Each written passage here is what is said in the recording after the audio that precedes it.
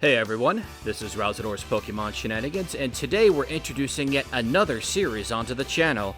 We've got plenty of invasive species on the horizon, and that's not all the content we'll be tackling here. Now, Abra without any special moves sounds like it'd be absolutely awful here in Generation 3. Let's not waste any more time, take a look at the base stats, see what we're working with here on this rodeo. 310 doesn't look so bad until you realize that 105 of that comes from special attack, slightly over 1/3, and while that 90 speed is nice, oh man, are we working with some bottom-of-the-barrel stats here. The special defense isn't great, but acceptable. Certainly better than our puny 15 defense and 20 base attack. Now, I did reset a few times to make sure we got an Abra with adamant nature, so we can at least have a bit more firepower. We don't need special attack at all in this run, so the 10% penalty we'll incur, while gaining a bonus to our attack by 10% is the way to go. We're for sure going to be EV training before Brock. So with this level up moveset, if you want to call it that, obviously we're not beating the rival in the intro battle. Thankfully we can lose and still make progress, otherwise this would be a real short video. We can attack, but we'll have to expend our 20 teleport power points to gain access to Struggle, a 50 base power typeless move. And while Brock's certainly going to take a minute to get by, at least we'll be dealing neutral damage to him. While we do the usual chores and such at the beginning, let's take a look at the moves Abra has at its disposal. Now, in lieu of our terrible physical stats and non-existent level up tree, we at least have some good stuff to work with here in the TMs. Return, of course, is going to be great when we get our hands on it, and prior to Generation 4, all ghost types were dictated by physical, so Abra will be able to take advantage of Shadow Ball here in Gen 3 Kanto. This TM costs 90,000 Poké Dollars to convert into casino coins to buy it, so that's going to be fun. Not going to complain though, cause it's great that we get to use that. Likewise, we can't use Thief in this run because all Dark type moves are special prior to Gen 4. That's a shame because it would be awesome to use for stealing held items as well as coverage, but it is what it is. As for our move tutor selection, we'll have access to Mega Punch and Mega Kick as soon as we clear Mount Moon. Seismic Toss we can grab once we have access to Cut. I'm thinking that's going to be useful for dealing with rock types, or just mons with high defense in general. Might be a good way to compensate for our base attack. So we have no Psychic, no Shockwave, no Thief, no moves that use our special attack. Let's pop up those base stats one more time. With that 105 special attack being obsolete this run, our effective base stat total is 205. So we're effectively as strong as a Pichu, but a fair bit faster. Being fast is a godsend because we're going to want to try to end fights ASAP because, well, I wouldn't put it surprise us if we got one-shot by any decent physical attack in the later stages of the game. Fortunately, EV training is pretty easy for us because we want to max out our attack effort values, and the grass patch west of Vermilion City is home to Mankey. There are other mons here too, like Spearow and Rattata, but we don't want those. Targeting Mankey specifically will increase our attack stat. The more that we knock out, the greater our attack stat becomes, and considering how low our base attack is, we're going to need every last bit of attack effort values we can get. Now eventually we'll have to make routine visits to the Poke Center, which also replenishes our power points in addition to health and curing status ailments. To make this process go by a bit faster, I make sure to not only spend every last Poké Dollar on potions, but there are a couple you can get on the world map. One from the salesman on Route 1, one behind the cuttable tree in Vermilion City, and a couple located in Vermilion Forest, and of course the one in your PC, which we grabbed at the start of the run. Once we're a suitable level, we'll want to battle the extra trainers in Vermilion Forest as well. At the level we battled them at, I figure it's best because they still provide decent XP for us, and at this point it only takes a couple struggles to take them down. While we're at it, let's talk about Struggle. In Gen 3, Struggle, in addition to what we covered earlier, it being a 50 base power typeless move, deals recoil whenever it's used. In Gen 3 as well as Gen 2, the attacker receives 1/4 of the damage they deal. It's kinda funny to consider that our terrible attack actually kinda helps us out here, especially because the bug catchers Pokemon like going for String Shot and Harden, giving us effectively free turns. We can only use Struggle when we've depleted the power points of all of our existing moves, which for us is Teleport. And you've seen by now, we just run around, use Teleport 20 times, escape from battle, and voila, we have access to it. Alright guys, it's time to hit up Pewter City and take on Brock, and before we face off with him, we can go ahead and check our time here. 5 hours, 11 minutes. Well, let's hope that this is enough. I just imagine Brock seeing this trainer with this puny Abra being like, oh, that's cute. Alright, we gotta go easy on him. So he sends out Geodude, and he's all like, alright, I'm sure in his mind, he's like, I'm sure this will be over in like 2 rounds. Well, little does he know that this Abra has been hitting the gym because, well, we almost one-shot Geodude with a critical struggle. That was cool. And we crit Onyx. Now, Onyx does hit us with Rock Tomb twice, but that's not enough. Wow, we powered through this gym. I was not expecting that. That was the first try, too, so that is a good omen of things to come. Now, we're not quite done with Struggle just yet. We're going to have to routinely come back here and use up our teleports because we're going to have to take out some trainers east of Pewter City. Once we clear out the trainers, we'll skip the trainers inside of Mount Moon aside from the 2 required ones, so we can just use our teleport power points while making our way to them. Now, at our level, the trainers we have to fight inside of Mount Moon aren't really much of a problem, although the super nerd guarding the fossils can possibly be a danger.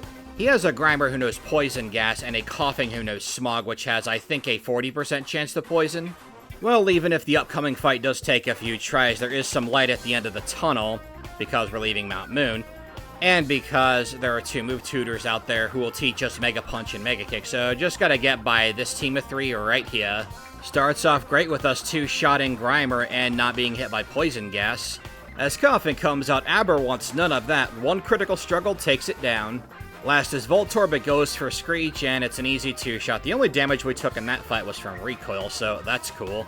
Still, it goes to show we could have very easily lost that fight if the super nerd, attacked us in any way, shape, or form besides missing poison gas. Okay, so now that we have Mega Punch and Mega Kick, it's time to move forward, right? Well, normally you would be correct, but we're not done with EV training just yet.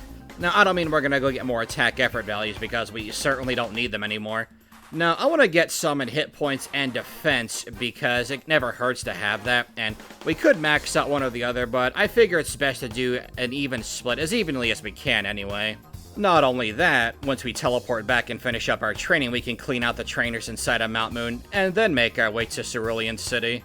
And we're here now, gonna do our usual rigmarole here of going to the backyard, grabbing the rare candy, all that good stuff. Now, of the 2 major battles here, I'm thinking that we're going to go after Rival 2 first, because north of Nugget Bridge and on the way to Bill's house, we can get the TM for Secret Power, which we absolutely want. But Rival Homie here is in our way, so let's take him on. Luckily for us, Pidgeotto didn't feel like going for a sand attack today with the 2 missed turns of Mega Kick. With Pidgeotto down, Rattata follows suit, going down to 1 Mega Punch. Squirtle goes down to a critical Mega Kick. Last up is our mirror match, but apparently our rival didn't think to talk to the 2 move tutors before coming here. Well, his loss. And as we make our way east of Nugget Bridge, we get to rely on our good old pal Struggle, because we needed that to get by the hikers, more efficiently anyway. After dealing with the hiker and the inept junior trainer, we can grab TM43 for Secret Power, which is going to be really awesome. 70 base power and causes secondary conditions depending upon the environment. Yeah, that's going to be nice. Let's go try out our new toy on Misty, shall we? Now, we may have a base 20 attack, but between our effort value training and being double star use level, yeah, 1 Secret Power is all it takes. We deal about 2/3 to Starmie, we get hit by Water Pulse for a bit of damage, thankfully no confusion, and the follow-up Secret Power takes her down. SS and Rival, this time we don't miss Mega Kick on Pidgeotto, easy 1-shot. Now, as this battle plays out, it's very, very easy. The reason why I chose Squirtle for our rival is because, well, as you saw in this battle, Wartortle and Blastoise will have Bite for the rest of the game. It is dictated by Special in Gen 3, but our special defense isn't great, and our hit points are also, bad.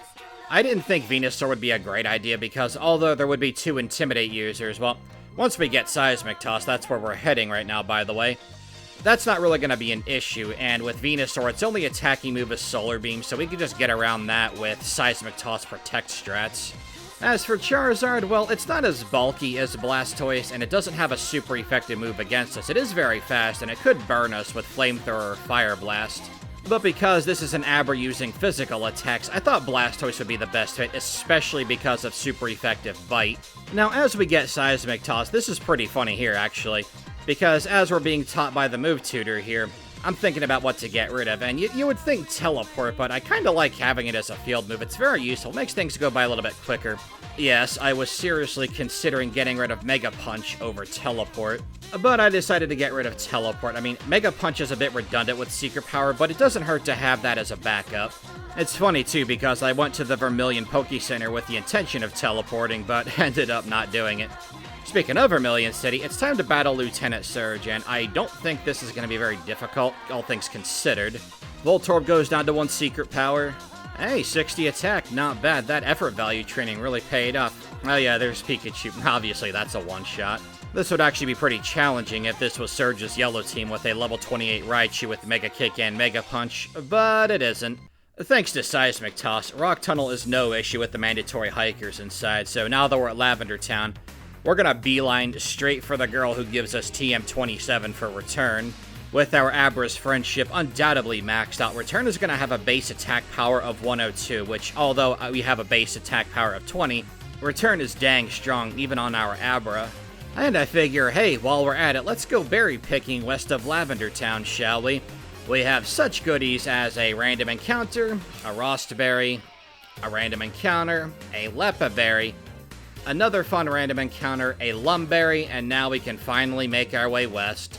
Now, just in case you thought things were too easy, we're about to fight Giovanni. Normally, he's not difficult, but in this run, not so much.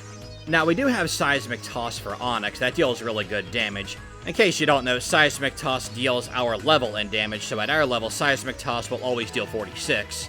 Now, in case you thought I was falsely hyping this fight to be difficult, out comes Kangaskhan, and watch the damage we take off of Mega Punch. We deal just under half to her with Return, and she does the same to us with Mega Punch, so let's hope we don't get crit. Now, fortunately, by turn 3, we are the victor here. We do outmuscle Kangaskhan. Never thought I'd see an Abra do that with a physical move.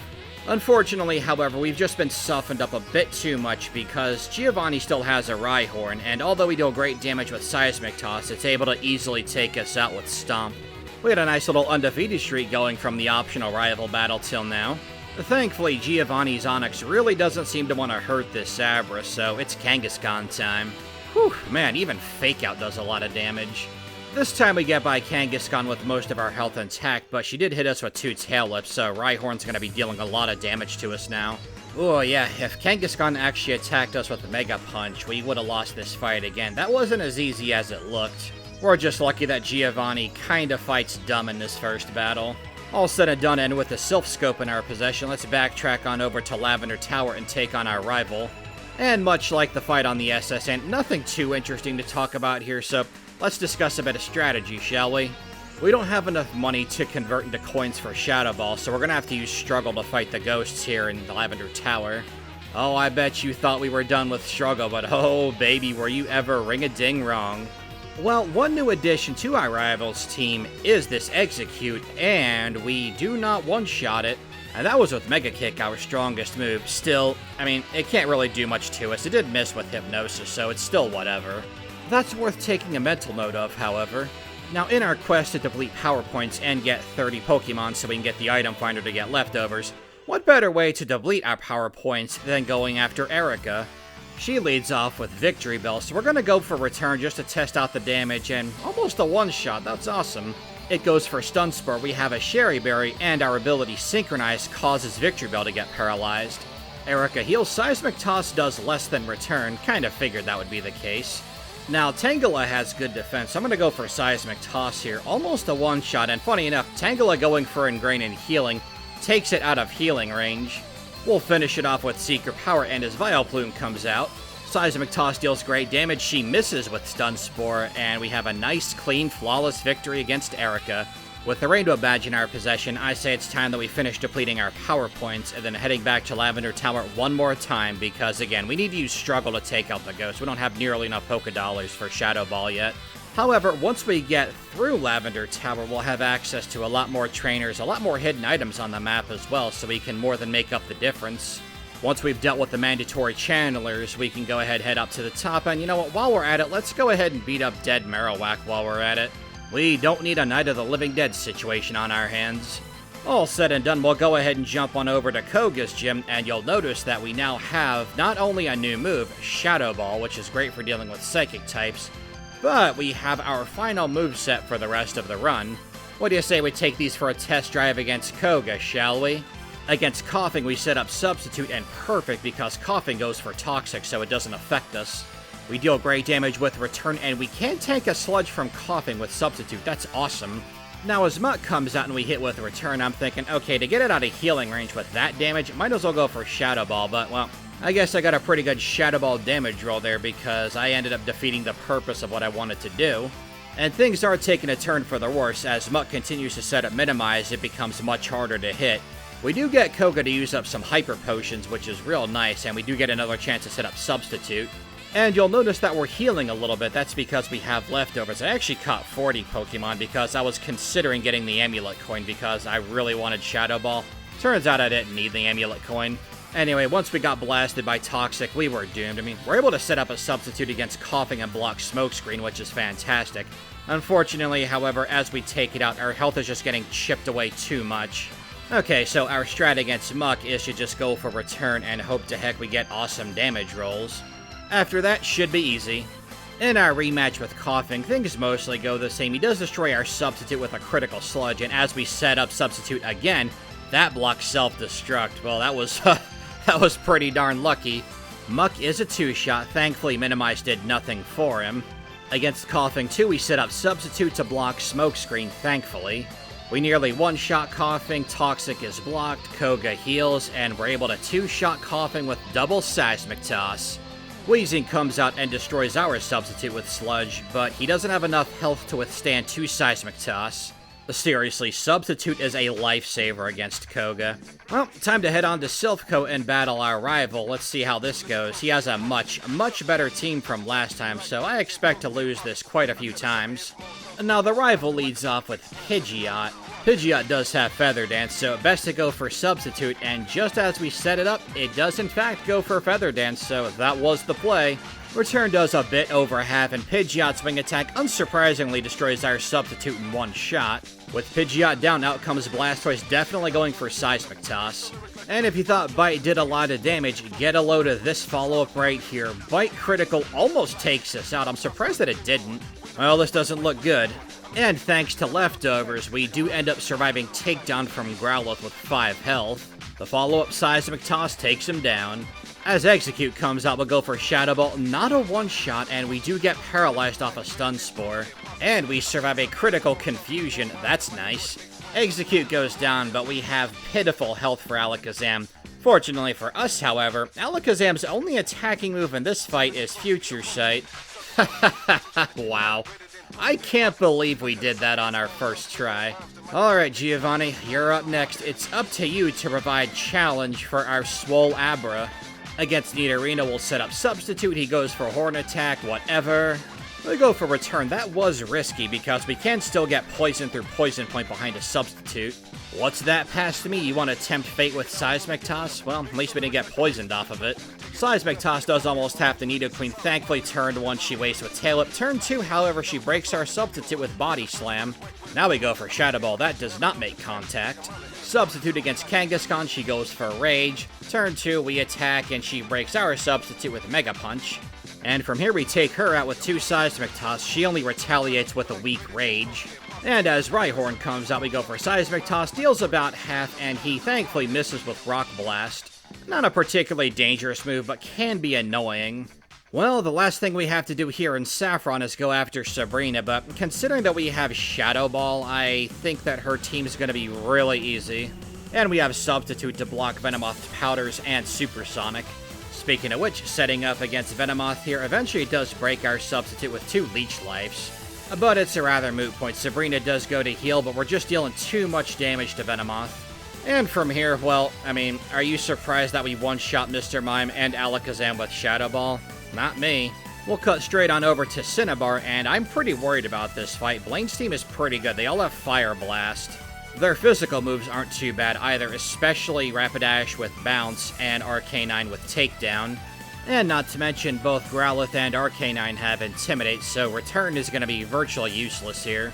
Seismic Toss definitely going to be the breadwinner in this fight. Speaking of which, Seismic Toss deals about 2/3 to Growlithe, and it goes for Fire Blast, which deals quite a bit of damage to us, not surprised by that. We'll switch to Shadow Ball to finish it off. Next up is Arcanine, surprised to see that Seismic Toss deals great damage and he misses Fire Blast. Ooh. We'll go for Return to keep it out of healing range, and this Fire Blast does hit us real dang hard. Yikes. The follow-up Seismic Toss does take down Blaine's ace. As Ponyta comes out, Return does a little over half surprisingly, and Fire Blast, well, would have taken us out, but Leftover saved us there. Guys, if Rapidash misses, we win. I can't see it being able to tank more than 2 Seismic Toss, and, well, yeah, that's doing about 2/3, and there's Stomp. Well, I didn't see that one coming. Though I did mention at the start of the fight, or before it, that his team does have decent physical moves, Stomp being no exception. 65 base power, and although we're faster, we can't get flinched off of it. Flinch moves are pretty awesome. Still, for this fight, rather than going out and further leveling up, I think what we're going to do is just fish for some Fire Blast misses here, because Fire Blast, as strong as it is, and they get same type from it, does still have 85 accuracy at the end of the day. And it's this fight in particular where we start to see that although we are a higher level, our puny stats are definitely worse in total compared to this team.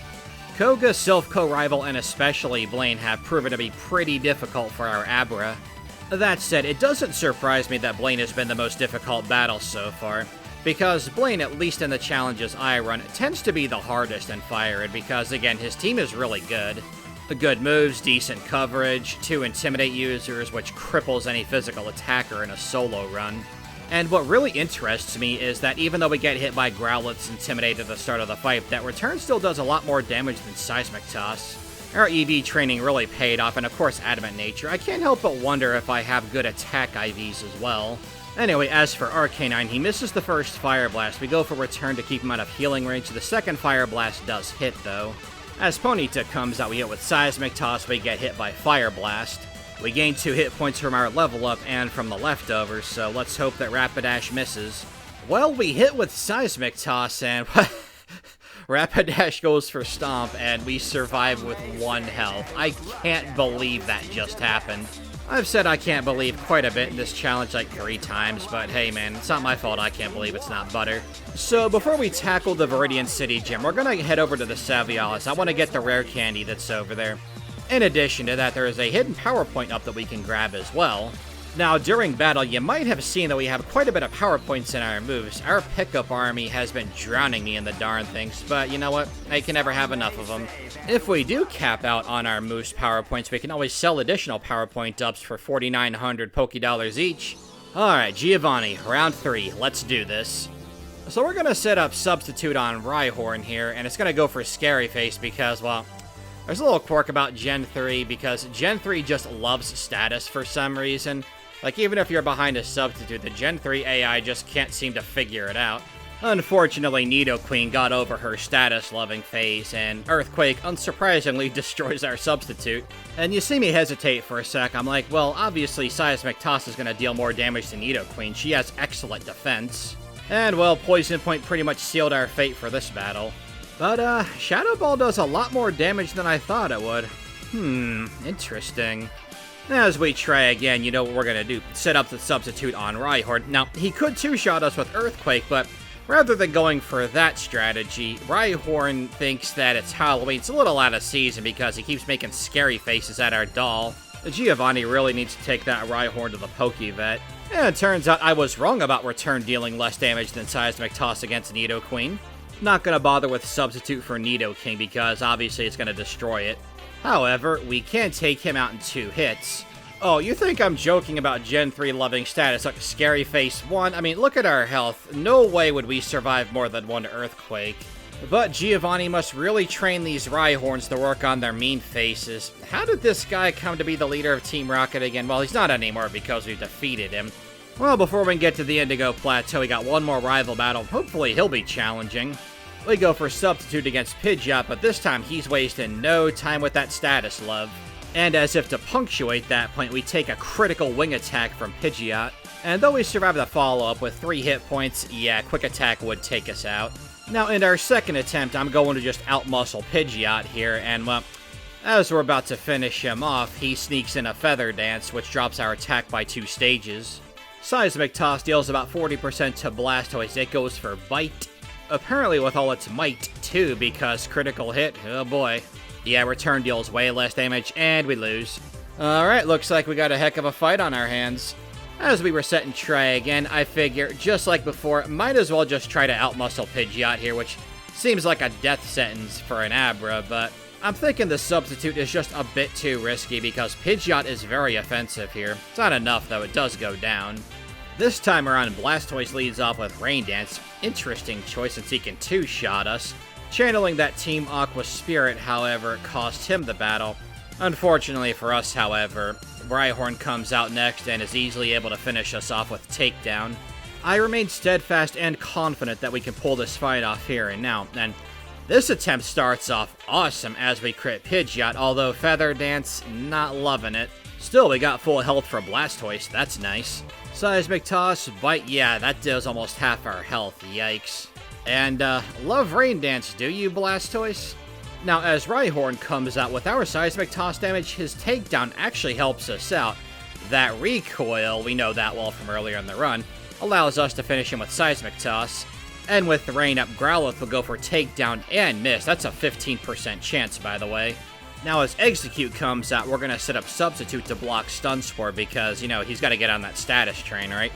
But with Feather Dance, we can use Shadow Ball to stall turns and heal a bit with leftovers. Now, between Feather Dance and Intimidate, we've lost 3 stages of attack, which means we're not going to one-shot Alakazam with Shadow Ball unless we crit. Still deals nice damage, and he goes for Calm Mind, so yeah, we win. I gotta say, that was a great fight, and it really is a sign of things to come, and has me thinking we are so not ready for the Elite Four. Now, rather than cutting straight to the Indigo Plateau, I want to get my hands on another Lepiberry. You might not know where this one is. It's very well hidden, so I'll go ahead and show you. As you're making your way doing all the badge checks, once you pass the Thunder Badge check, you go northwest to that little spot in the grass there. Grab that Lepiberry. It's 2 that you can get. There's a 3rd locked behind the post game. I believe it's on the 6th Seviile. Never know when you'll need it. So we'll take a crack at the Elite Four. Check our stats here. 105 attack is really good for an Abra, I must say. Man, that training in the beginning paid off so well, especially with Adamant Nature further boosting it. But it's about to get real down up in here. I can feel it in my bones. So let's see how much Seismic Toss does to Dugong. Oh, that's not as much as I thought it'd be doing. We can use Shadow Ball to keep it out of healing range, tank that Ice Beam, thankfully we don't get frozen, and we can finish it with Seismic Toss and see who comes out second. I'm surprised to see Lapras, man. Lorelei and Blaine sending out their aces early. I go for Substitute, it's in vain, but it has Confuse Ray, so I was just being careful. And return, oh man, yikes. Yeah, Seismic Toss, definitely the play for Lapras. Man, we got wrecked on our first try. I thought we'd get a little farther than that. I didn't think we'd beat Lorelei, but it's very clear that we have to get stronger for this. Still, before we resort to leveling up, I want to at least try to get past Lapras because I'm curious to see who comes next.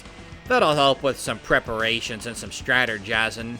Dugong isn't too bad. It does like to waste turns with Safeguard and Hail, so we can sometimes get by that with really high health, which is great, especially because with higher health, Lapras seems to like Confuse Ray, which is why I set up the Substitute before. We have a pretty intense back and forth with Lapras here, and much to my surprise, we don't get paralyzed off a Body Slam, and we're able to outmuscle it, which is awesome, because now we can advance in the fight and see what comes next. And it's Cloyster, and Seismic Toss does great damage. It's going for a dive. It's going straight for the kill. But it leaves us with 1 hit point. It's pretty funny, actually. So we'll finish off Cloyster with Seismic Toss, and out comes Slowbro. I was kind of expecting that.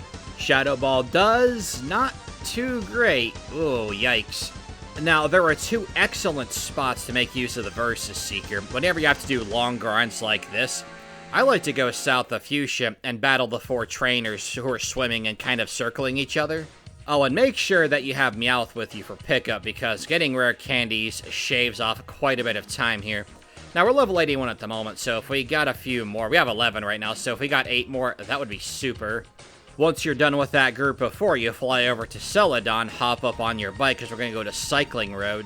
And once we get to Cycling Road, we'll go ahead and park ourselves right in the middle of these 6 bikers here, open up our menu, activate the Versus Seeker, and we got quite a yield on this attempt. Very nice. And yes, I did set up Substitute against a level 33 Weezing because, as you saw, I mean, I know it's going really fast, we weren't able to one-shot a level 33 Weezing with Return. As if I need to punctuate our limited attack stat any more than I already have. Now, when you fly to Fuchsia straight from Celadon and go back down to the 4 trainers, you're going to have to move around a little bit because your Versus Seeker won't be charged. Usually I'm at 44 more steps, so just go back and forth a little bit, and then your charger will be reset. Not a great yield on this showing, but if you can get all 4 of them, or at least 3 of them, especially the ones with the Sea Kings and the Tentacruel, you'll get a lot of XP off them. Now, back at the league, I was able to stop at level 83 because Meowth picked up 6 more rare candies by the time I hit 83, and I was like, oh man, no, we're done grinding. Now, we're not going to use them straight away. I'd like to see how we match up with our level ups. It'd be kind of hilarious if we beat the game and those rare candies ended up being for nothing. And, long story short, no, we get crushed pretty hard at level 83, so you know what? We're just going to go ahead and top off with our rare candies to get to level 100 because we're probably going to need it anyway. Well, there's an immediate payoff. Returns dealing great damage to Dewgong, and Ice Beam doesn't deal too much to us, even with same type. We'll go for Substitute, Dewgong goes for Safeguard, excellent. We'll finish it off with Seismic Toss, out comes Lapras, we deal great damage ourselves, it goes for Body Slam, and we tank it. Now, unfortunately, I get the idea in my head that Shadow Ball will keep it out of healing range, but no. This will, however, give us a chance to set up another Substitute. And man, we deal a lot more damage with Return compared to our very first attempt. Lapras does destroy our Substitute, but it's all a moot point because we take it down with Return. And against Cloyster, don't even need to bother setting up Substitute. We'd have a good opportunity to do so, but no need. 2 Seismic Toss after Protect spam, it goes down. Now, Slowbro has Yawn, so we'll go ahead and set up Substitute here, and it goes for Amnesia. Ah, that's much better Shadow Ball damage in it, doubling up on Amnesia for all 0 of our special attacks. I'll definitely take that. We nearly one-shot with the follow-up Shadow Ball, but we can just go ahead and finish it off with Seismic Toss. Last up is Jinx, and we hit her with a critical Shadow Ball for good measure. Well, Bruno's next, and before we fight him, let's go ahead and take a roll call. We can check up on our stats, all that good stuff. Now, I know we're going to use Substitute to block the speed drop from Rock Tomb, and yeah, 141 attack total for Abra, that's pretty good. I mean, that 90 defense is awful, but hey, we take what we can get. And no need to bother with PowerPoint restoring items, we're not going to need Shadow Ball at all for this fight. So Bruno leads off with Onyx, and we're going to set up Substitute, like we said. And it goes for Rock Tomb, unsurprisingly, to try and drop our speed. We'll go ahead and use Shadow Ball just for fun. Onyx fails to break our Substitute as we take it out with Seismic Toss. Return almost one-shots Hitmonchan, he breaks our Substitute with Rock Tomb. Bruno's gonna heal, so let's set up another one. Hitmonchan survives our follow-up Return. He hits with Sky Uppercut, doesn't break our Substitute. That surprises me, actually. Like, I know we resist fighting, but still. Anyway, as Hitmonlee comes out, we do one-shot it with Return. Out comes Onyx number 2, we nearly one-shot it, but his Earthquake destroys our Substitute, so you know this drill. Bruno heals, we set up another one, and from here we just double up on Seismic Toss, and down goes Onyx. We hit Machamp with Seismic Toss, and yep, more Scary Face, more Gen 3 loving it status. Even on the brink of collapsing, he just can't help himself to try and scare our doll, and that critical Return is the equivalent of Double Tap. Anyway, Agatha's up next. This is going to be very easy with Shadow Ball. Now, her Gengar does have Shadow Punch. It won't go for it because it won't be able to one-shot us, so it's going to go for either Double Team or Toxic, or Confuse Ray. Well, Agatha opts to go for Double Team, but she's unable to evade Shadow Ball, so down goes the first Gengar. Out comes Golbat. We nearly one-shot it with Return, and we do tank Air Cutter. Thankfully, it didn't crit. Agatha goes to heal, but it's a moot point because all it takes to finish it off is 2 Seismic Toss back-to-back. And Arbok will destroy our Substitute, but it really doesn't matter because we didn't get hit by Intimidate. We can finish it off, and, well, we're gonna win. Because Gengar number 2 is an easy one-shot with Shadow Ball, which means that Haunter is also a one-shot with Shadow Ball.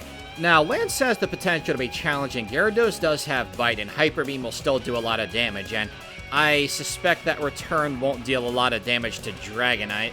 Now, unfortunately, because he leads off with Gyarados, we're stuck with an attack drop from Intimidate, but we do have Seismic Toss to get around that. Will it be enough, or will they overpower us? Let's find out. Now, obviously, we're going to set up a Substitute as the fight starts, and Gyarados likes to go for Dragon Rage. He does here. That won't destroy our substitute, as it always deals 40 damage. The follow-up bite is easily able to destroy our substitute, but going by the damage we're dealing, we can set up substitute again, and then finish off Gyarados.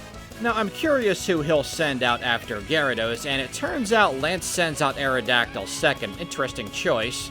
Aerodactyl really getting on that scary face bandwagon. And as Dragonite comes out, wow, Return does like nothing. Thankfully, it goes for Safeguard on turn 1. Seismic Toss deals great damage, but Wing Attack obviously is going to break our substitute coming from a Dragonite. We want Dragonite gone ASAP. Setting up substitute against Dragonair is a much safer option. We do so, we tank the first Outrage, but the second one crits, obliterating our substitute. Oh, that's fine, we'll take out this one, because the next Dragonair has Thunder Wave, and well, I've said this a couple times already, but like seriously, it's trying to status paralyze our substitute. You know, people like to make fun of Gen 1 AI, but man, Gen 3 AI is just so broken sometimes, it's pretty funny. Anyway, it's just us and Champion Homie. He's been pretty hard. Ever since Silph Co, he's provided quite the challenge. Now, his Pidgeot has Sand Attack and Feather Dance and loves to go for it, so it's a 50-50 shot that either our attack or our accuracy will be dropped. Setting up Substitute is definitely the play here, and like clockwork, there it is, it paid off. Alright, Seismic Toss dealing 100 damage, that will two-shot Pidgeot, and he goes for Sand Attack. Perfect, we're going into the second Pokemon with full health. Arcanine says no to status and destroys our substitute, but it can't survive a second Seismic Toss. Now with Blastoise, I decide to get a little cheeky here because, well, once he sets up Rain Dance, Hydro Pump's gonna hurt like crazy. Hydro Pump has a 1 in 5 chance to miss as well, so I'm like, alright, I'm gonna keep on setting up Substitute, which actually does less damage to us than what Hydro Pump would do. I'm hoping that he'll miss one of them, but, well, as you're seeing on screen, it doesn't quite turn out that way. Shame, too, because I actually could have KO'd the Blastoise there if I had been more aggressive. I was going for Substitute, thinking that I had enough health for one, but we're just short of that quota. So basically, we need Blastoise to miss with Hydro Pump, which again, is pretty likely to happen. And we have to figure out the best time to set up a Substitute as well. Now, obviously, we know that Substitute is the play against Pidgeot because of Sand Attack, and hey, look, there it is again. On the follow-up turn, however, Pidgeot does destroy it with Aerial Ace, meaning that we'll have to set up because we do not want to be exposed against Arcanine. Well, that was a fun little fake yacht, wasn't it? Okay, next try. Once again, going for Substitute. Pidgeot goes for Aerial Ace turn 1 and Sand Attack Moot Point turn 2. So our Substitute is up for Arcanine. Just like in the first fight, Seismic Toss, Flamethrower destroys Substitute. Seismic Toss takes him down. Blastoise misses Hydro Pump, which is awesome. He sets up Rain Dance, and then the champion heals him, but we're hot on his trail with Seismic Toss. Now against Alakazam, we'll set up Substitute because he really can't do anything to us. So, did you get sick of Scary Face yet? Well, apparently Rhydon thinks it's cool too because it takes 3 hits to take him down, and the entire time just Scary Face. Cool. Hey, what about you there, Executor? Do you want to get aboard the status train too?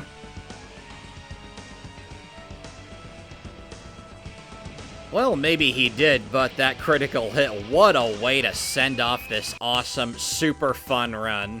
Man, I had the time of my life with this run. It was so much fun trying this out. Our very limited move pool, wacky Gen 3 AI quirks, man, this run had it all. And I really hope that you guys enjoyed it too, because I had the time of my life recording this run. This definitely has me wanting to do another Abra run sometime in the future. Not sure what the stipulations on it will be or what game it's going to be in, but we can definitely look forward to more Abra runs here on this channel in the future. And our total score here in the Hall of Fame is pretty awesome. Level 100, of course, and 21 hours and 40 minutes. About 10 of those was for EV training. Speaking of runs, we've got some real fun ones on the way. Pokemon Ruby with just a Bulbasaur, that's episode 2 of Invasive Species. Pokemon Yellow with just a Ghastly. Pokemon Fire Red with Wally's team and moves. That one I'm really looking forward to. And Pokemon Emerald with just a Mischievous. Her Crystal run was real fun, so I want to see how she does in Hoenn. Thanks again for watching, guys, and I will see you at the next episode. Later.